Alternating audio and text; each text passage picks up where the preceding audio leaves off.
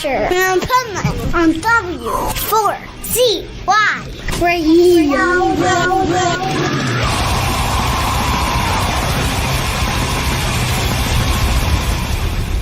Wake up, America! It's time for the Adventures of Pipeman on W4CY.com, West Palm Beach's #1 internet radio station. Here's your host, the Pipeman.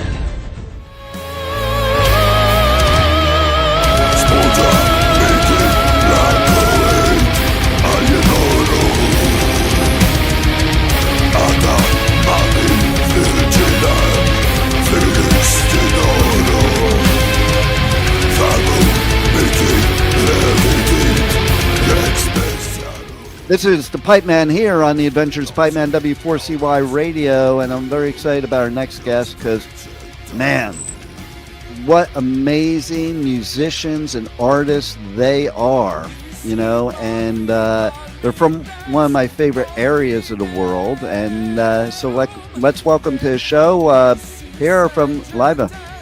How are you? Did I pronounce it right anyway? Yes, Pier, you got it? Pier Carlo, it's my first name.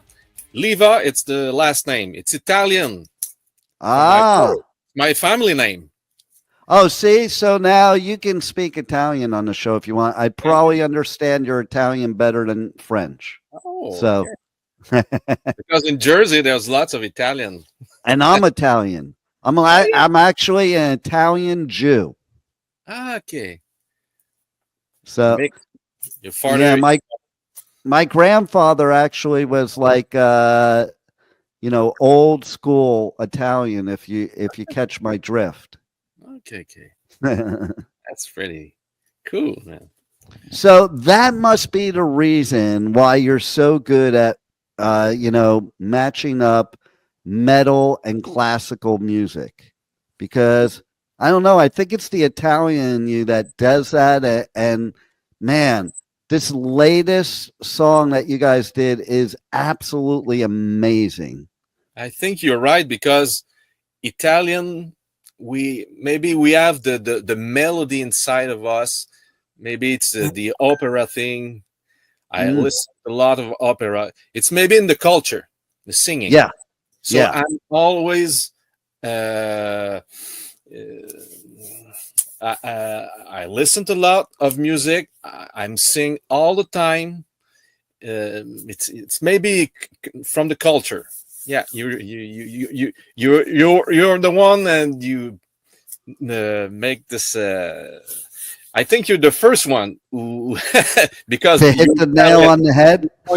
That's you. You make the finger on that point. Well, I'm a classically trained classical guitarist.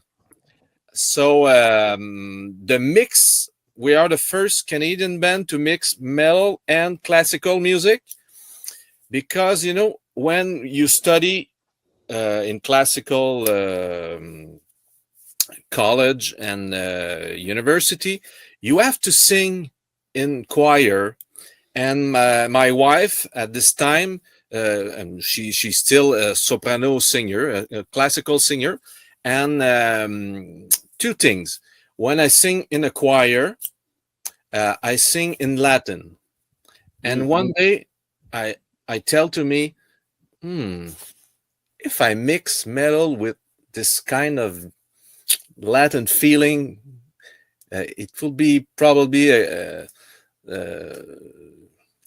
it could be sound good. And on the other side, my wife, when I go to see her in concert, she sang at this moment. She's still singing. So I'm gonna talk in the past. She sang in Spanish, German, French, Italian. Wow. And there's opera.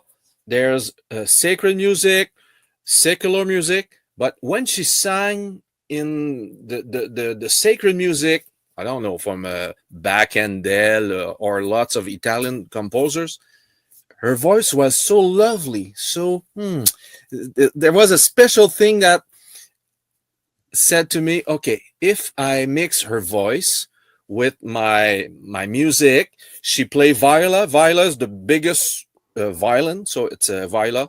And I write for her, She was, I don't know how to say in English, but in French, a muse. Muse is a person you write for her because Yeah. she inspired me. It's the Well, same in English, actually. so she was my muse. I write all the lyrical things for her voice, her viola, with my metal background. This Now, the sound starts there. At the end of 1998, the band start at 1997, but she came in the band in 98, and then the sounds of Liva came after that. so question, is it, would you say with all those languages, would you say it's easier to sing in a different language or to speak in a different language? Or do you think maybe from singing you feel it more, so it's easier to remember? Singing a song is not talk.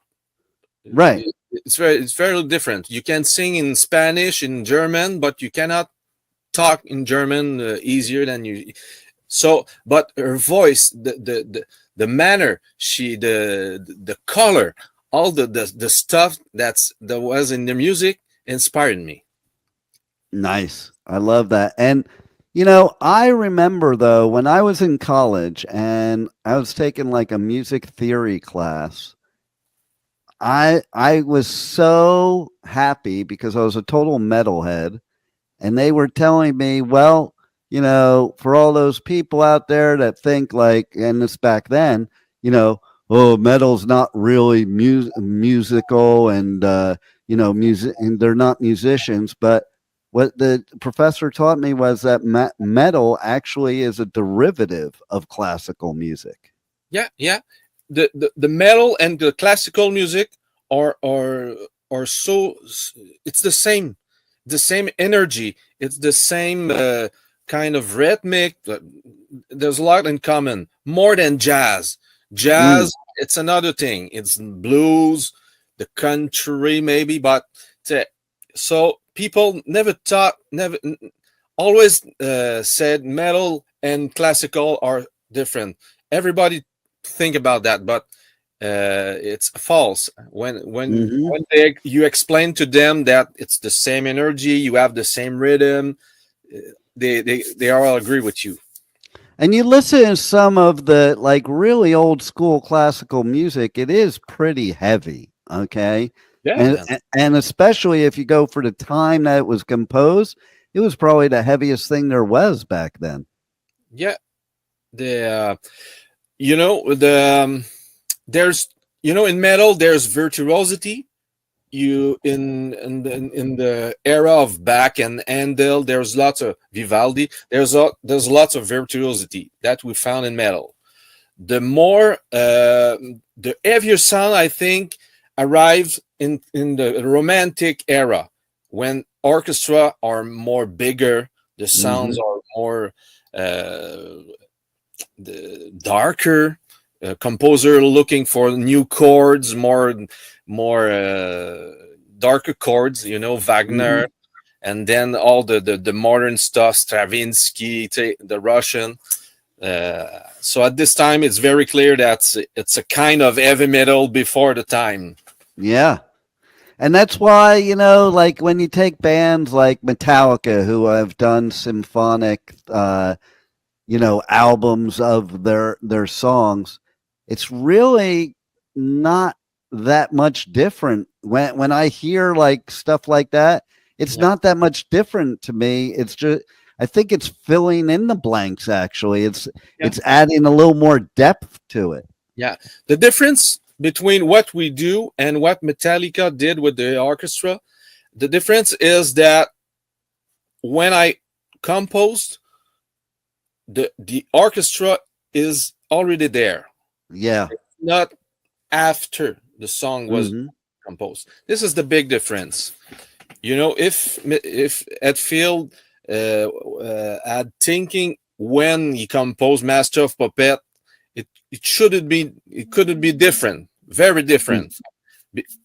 So I'm in this kind of approach. I composed for the drum, the bass, the guitar, the vocals, but there's still space for the orchestra. Yeah. Right from the beginning, not after, because after it's maybe too late because all the walls of sound is full, so there's no space for any room for any other instruments or Yeah. vocals. And I I love with this new song how, you know, you combine the operatic voice with the guttural metal voice. you think you saw the clip, the video clip. Yeah, yeah, yeah.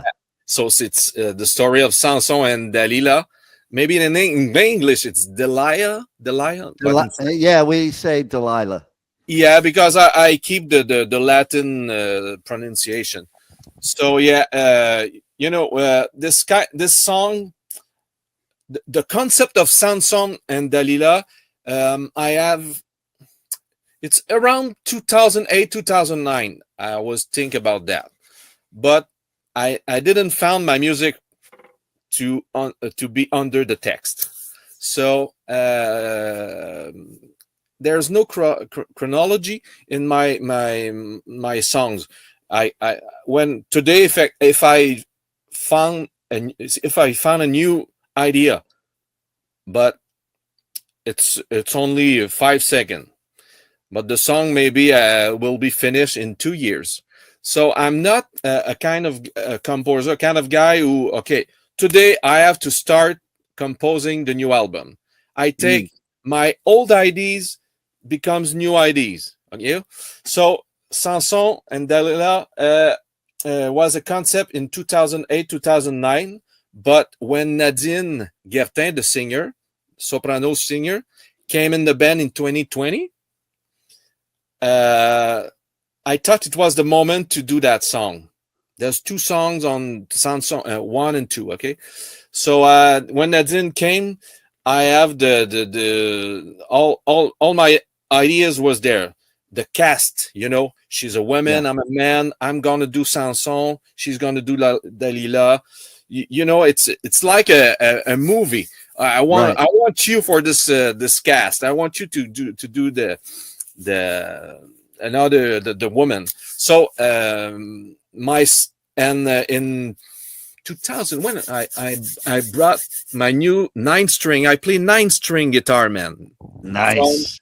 It's so heavy. I have to modify my amps, and it's a new way to see the music for me. But it's what do you say in English?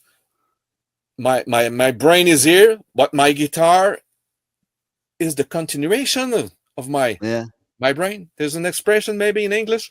So when I played the 9-string guitar from 3 years ago, 4 years ago, this instrument, I found new music, and the text from Samson and Dalila was complete for me. This is what my new music, my new guitar, my new singer, all the elements were there to finish that song.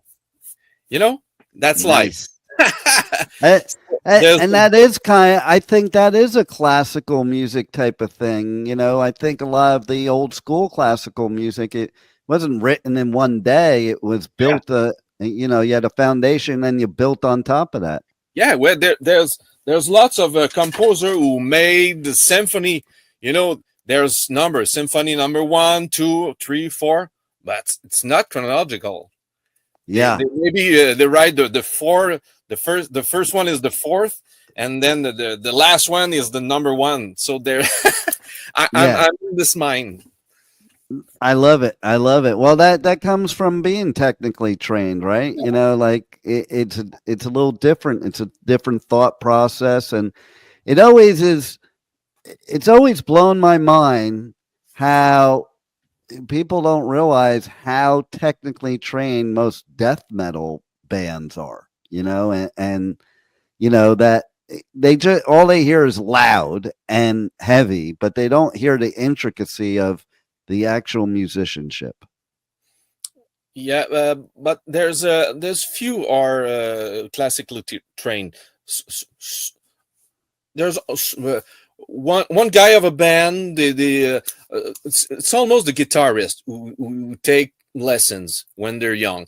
Drummers, singers, bassmen, they always self-taught person. But there's so many guitarists who have lesson with a prof